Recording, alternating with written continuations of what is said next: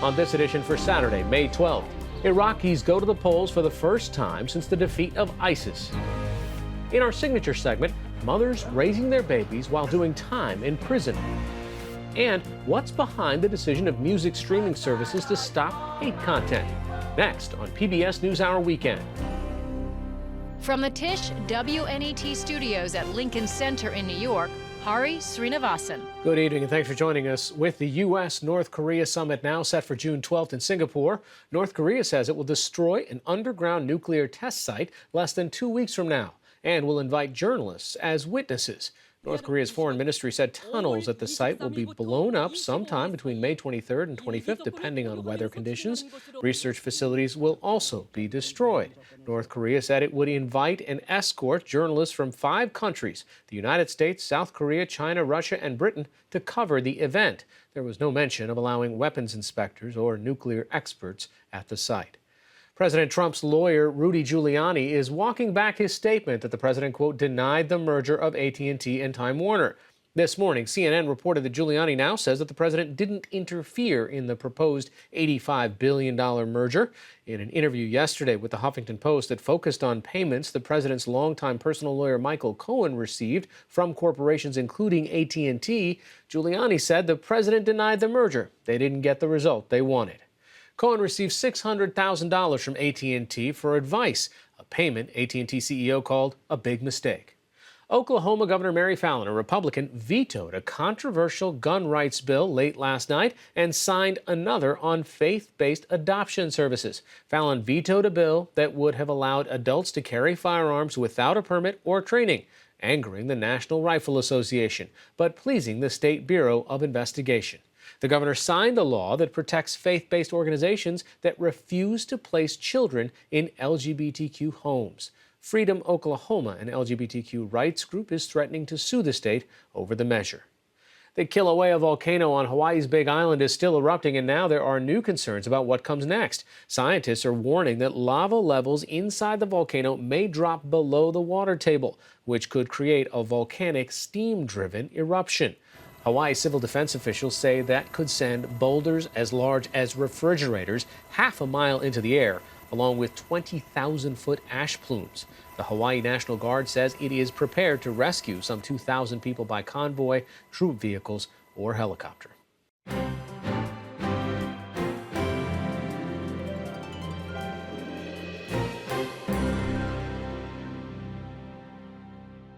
Iraq held a national election today, the first since Prime Minister Haider al-Abadi declared victory over the Islamic State in December.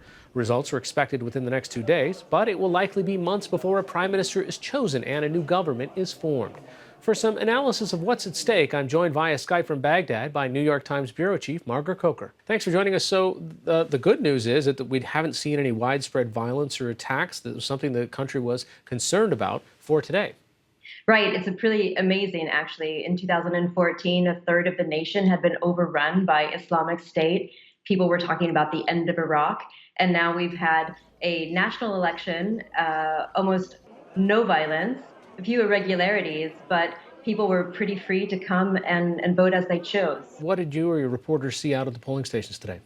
Well, I was in Baghdad. I went around this big capital city to 5 or 6 different polling stations in different parts of the city. And turnout was very low. You know, there's a general mood here of just utter exhaustion. There was enormous amount of battles, a lot of sacrifice, a lot of lives lost over the last 3.5 years. People are exhausted. And security is so good now that everyone is concerned again with quality of life issues, a lack of infrastructure, a lack of schools, a lack of jobs. And so you have all of these routine problems that appear overwhelming, but also there's a lack of trust in the political leadership about how these things can get solved. So the mood on the street is pretty subdued. Well, let's talk a little bit about kind of the bigger picture, things that are happening in the background here. What is the role of perhaps Iran in the influence that Iran wields in Iraq right now, or how long the United States will stay in Iraq and kind of what capacity? Yeah, so one of the amazing things about last fall and into the winter when Iraq declared victory over Islamic State, there's this tremendous surge of patriotism and nationalism. People are proud again to be Iraqis, and there's quite a lot of breathing space right now for Iraqi nationalists to come to the fore. I mean, people who either pulled one way towards Iran or pulled one way towards America 10 years ago are now trying to reposition themselves politically as being nationalist first and in the middle of the political spectrum. And there's a very, very strong sense among the Iraqi population that sectarianism, which they blame a lot for all of the bloodshed that has befallen Iraq over the last decade, they say that the era of sectarianism is over. And so what that means in a coded fashion is that political parties that look too close to Iran or too close to any other of the regional powers, they're not going to do well in these polls. All right, Margaret Coker, New York Times bureau chief, joining us via Skype from Baghdad tonight. Thanks so much. You're welcome.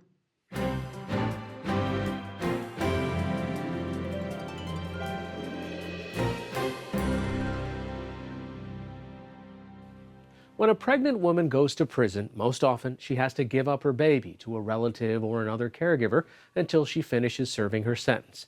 Tonight, in the first of a two-part report about children whose parents are incarcerated, NewsHour Weekend's Megan Thompson has the story of an innovative prison program that allows mother and child to stay together behind bars. Brenda Singer is serving 2 years at the Indiana Women's Prison in Indianapolis for opioid possession and failing to show up at a work release program. When she arrived here in January, she was almost 9 months pregnant. It meant she'd give birth behind bars and possibly be separated from her baby just hours later. I was scared. I was really worried. I would have had a little under 24 hours with her, but that would have been just like having her and pushing her away. But that's not what happened. 2 weeks after getting here, Singer gave birth to her daughter Doris. Little Doris now lives here in the prison with her mother in a special unit called the Wee Ones Nursery. Just so sweet. She's amazing. First smile breaks your heart. Just melt, you know. And you got to see it. Yeah, thanks to Wee Ones. So today Doris has an appointment at 9 a.m. Okay. Just want to go over everything. Leah Hessian is the nursery's director. Wee Ones was started in April of 2008 as a way for pregnant low-level offenders to be able to keep their children after delivery while the mother's still incarcerated. The United States puts more females in prison than any other country in the world, and the majority of incarcerated women are mothers. But prison nurseries are rare. There are only 8 in the country. For some people watching this, it might be a little bit surprising to see babies in a prison. Is it good for a baby to be living in a prison? I think so. These are infants. These are babies who are months old, who just want to be held and nursed and loved by their mothers. And that's what we're able to provide in a safe environment. The nursery is housed in its own dormitory, where mothers live separated from the nearly 600 other prisoners. So this is one of our mothers' rooms. You'll notice that it only has one bed. A typical offender room is going to have a bunk bed, so it'll be 2 offenders to a room. With our mother's room, we only have 1 bed and room for the crib, so that gives the mother and child time to bond. When we visited, there were 4 babies in the nursery. There's room for up to 10. Pregnant prisoners can live here too. Over here, this is also a nursery. This nursery does have a television in it. It's got 2 of the electric swings, so it's a little more popular. So this here is our supply closet. Officials say the Wee Ones Nursery is funded entirely by private donations and grants, including all the diapers and wipes. We have 2 closets. We have a boys' closet and a girls' closet. Same goes for the baby clothes. Most of them are donated and then reused. The mothers are able to come and exchange clothes every other week just as their child grows so much in the first year. To live here, women must be low-level offenders with 0 history of violence, and their sentences must be relatively short, so they'll be released by the time their child turns 2. I got some women who need to go. The stakes are high. If they break the rules, they could get kicked out. We have expectations from room inspections to classes and things like that that she must complete. She's got to have a positive attitude and a willingness to change her life. I hate being on drugs. I hate that life, but I can't let it hold on to me because I'm ready to move forward. I'm ready to be a better person. I'm ready to be a better mom, more than anything. What is that? 28-year-old Jamie Beam has battled addiction since she was 14 years old. She says her drug of choice is methamphetamine. She was convicted last year of burglary and of illegal possession of a firearm. When she was locked up last summer, she was about 5 months pregnant. I didn't know where we would be. I didn't know what would happen, who she'd be with. I didn't have any answers, and I was very scared. There you go. We're all better now. Chloe was born in December. She is such a happy baby. She's full of smiles, just very happy. And I'm so glad that I didn't have to miss out on that. Beam has raised 2 other young daughters who are now living with their dad in Michigan. In here, sober, Beam feels she's able to focus more on Chloe than she was with her other children. Oh, I don't like honey bunny. I noticed a lot more parenting, things than I did with my other girls, just because being on the outside, there's distractions, there's coming and going, versus me and Chloe where it's just like one-on-one all the time, every day. Each day's real legs. Be able to show her she's got a mom who loves her and is going to take care of her and be there for her. I don't know if later in the future, if we didn't have this bond, where our relationship would be, because I feel like that bond is going to be how her whole life might turn out. Sounds crazy, but yeah. Angela Tomlin says that's not crazy at all. She's a psychologist and expert in early childhood development at the Indiana University School of Medicine. It's really important for kids to have that early attachment to their parents. Tomlin notes that the brains of infants are still developing, and babies need certain social experiences to help their brains form. And that social experience that is most important is that relationship with the parent. So we need over and over again, day to day, moment by moment, experiences of having the parent see the baby, understand the baby's need, and fulfill it over time. And what we understand that happens through that process is that the child comes to know in like a real way that they are psychologically and physically safe. And that sense of safety or trust is what we think of when we think of as a secure attachment. That secure attachment has so many benefits down the road. Doing well in school, getting along with other people, and really growing up to be a sensitive parent themselves. Researchers at Columbia University compared babies who lived in prison nurseries to those raised by mothers outside with similar risk factors like drug addiction. They found that a larger number of the prison nursery babies developed secure attachments. Another Columbia study found these children were less anxious and less depressed once they got to preschool compared to babies who'd been separated from their incarcerated moms. And most children are separated. All the moms in the Wee Ones nursery and most of the other inmates here have older kids they had to leave behind. Anytime a child is separated from their parent, that has the potential to be experienced as a trauma. Tomlin says it can be especially traumatic for children when a mother goes to prison because she's usually the primary caregiver. So if dad goes to prison, mom often is still there for the child. When mom goes to prison, a lot of times it's not the dad who's available to take care of the child. It may be another family member. The child may be in a foster care situation. While kids can develop secure attachments to other caregivers like grandparents, regular visits to their mothers in prison can help too. Every time he comes down here, that's what he wants is the dinosaurs. The Indiana Women's Prison Family Preservation Program has a huge play area where visiting kids can run free. I personally pretty much just pretend like it's home. Jessica Inholt didn't qualify for the Wee Ones nursery because her sentence for dealing heroin was too long. But her mom faithfully brings her 2-year-old son, Trip, to visit every weekend. There we go. I set snacks out for him and make sure he's not going to hurt himself playing around. Being a first-time mom and being in prison, I just try and do the best that I can to learn how to be a mom while I'm here.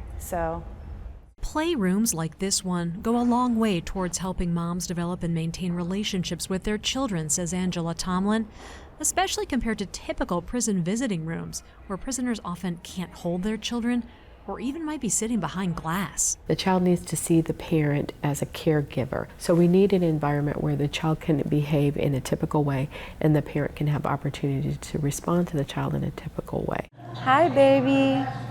Back in the Wee Ones nursery, Brenda Singer stays in touch with her 5 other children with phone calls. Most of them live in Ohio, too far away for regular visits. Oh, you got a bellyache.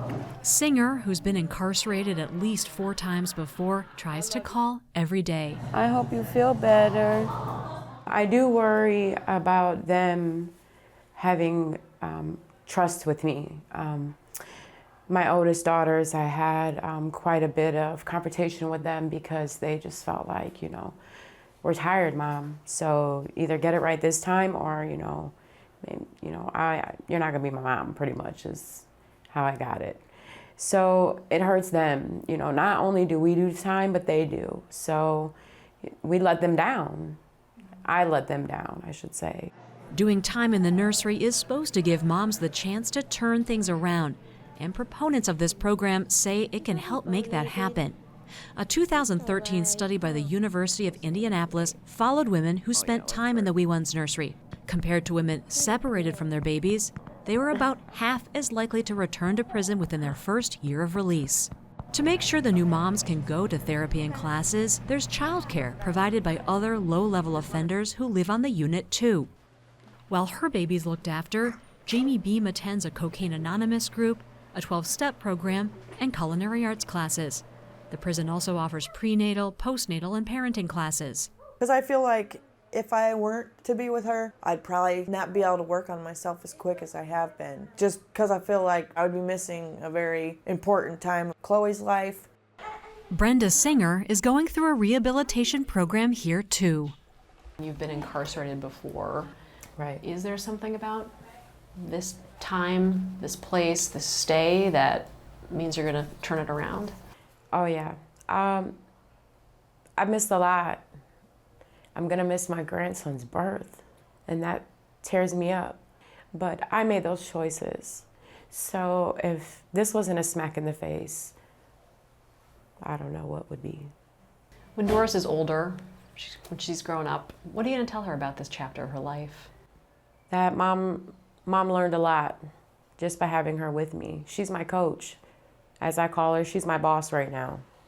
And it's great because I need that. I need that mentally to be fixated on what's important. And it's not about the drugs, it's not about pills or, rolling the next blunt or drinking my next drink. It's about Doris at the end of the day.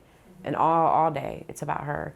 So I think that's mentally making me fit, for the outside.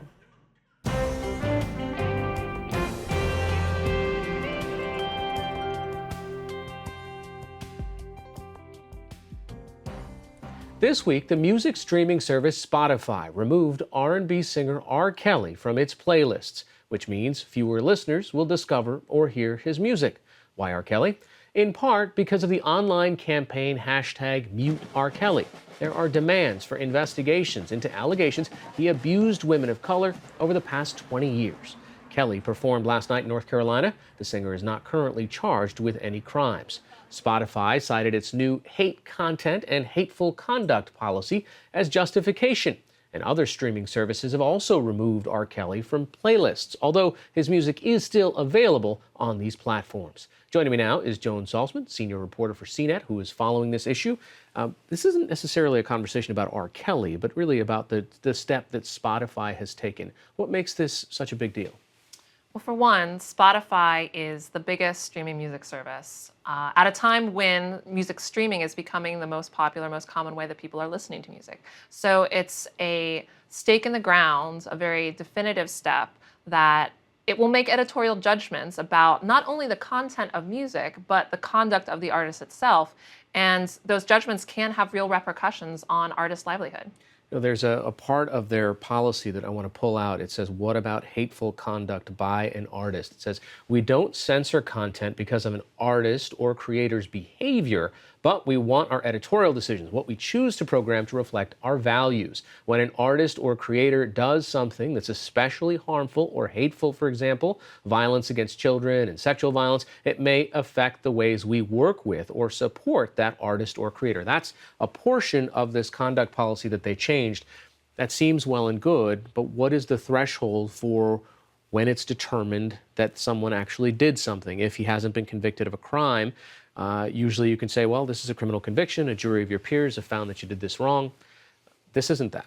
Exactly. That's why it's interesting. R. Kelly hasn't had a criminal conviction. He's not charged with anything right now.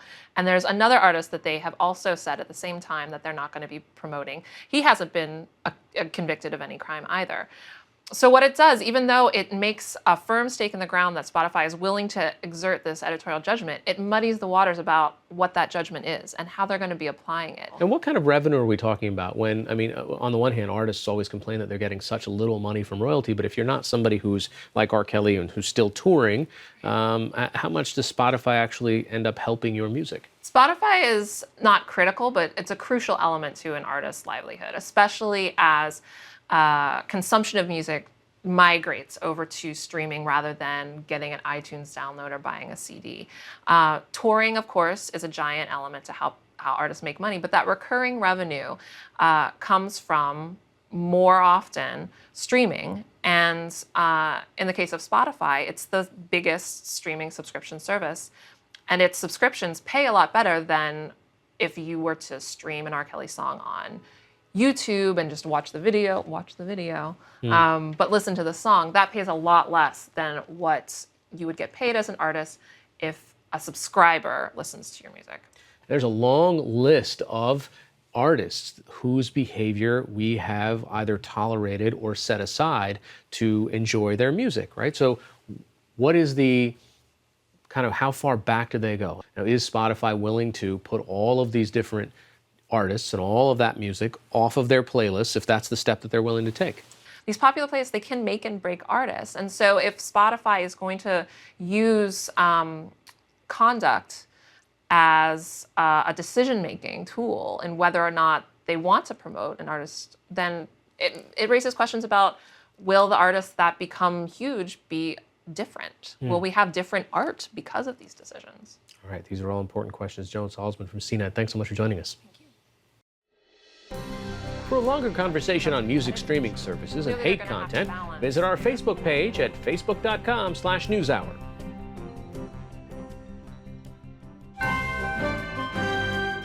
This is PBS NewsHour Weekend, Saturday.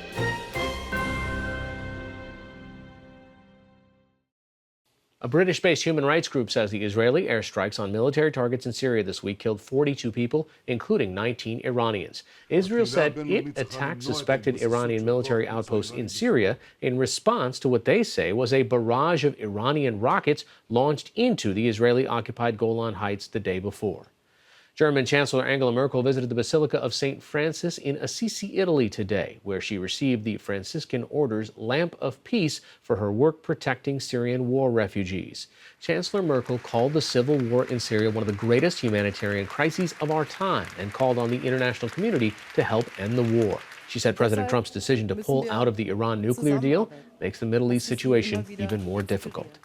In Yemen, officials say at least 115 people were killed over 2 days of fighting this week in the western part of the country. At least 5 civilians were killed by missile strikes in the northwestern city of Sada on Thursday. This came a day after the Houthis, who control much of western Yemen, including the nation's capital, claimed responsibility for launching missiles at Saudi Arabia's capital of Riyadh. The Iran-allied Houthis are fighting a U.S.-backed, Saudi-led military coalition that supports the government of Yemen's exiled president. A gun and machete attack in the East African nation of Burundi has left 26 people dead and 7 others wounded. The attack happened late last night in a small village and comes less than a week before a scheduled referendum on a constitutional amendment that would extend presidential terms from 5 to 7 years. Officials are not ruling out voter intimidation in last night's assault.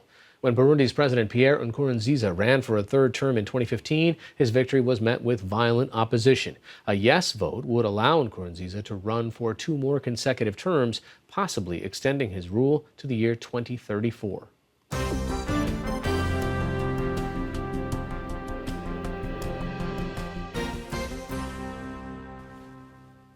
And a reminder to join us on PBS NewsHour Weekend Sunday for part 2 of Megan Thompson's report from Indiana on incarcerated parents and their children. Tomorrow, mentoring the kids left behind when parents go to prison. Josh, he works, he goes to school. That is being the influence that he needs. Would it make you feel better if I told you I had to do homework on spring break too? Yeah. Yeah. That's all for this edition of PBS NewsHour Weekend. I'm Sreenivasan. Thanks for watching. Have a good night.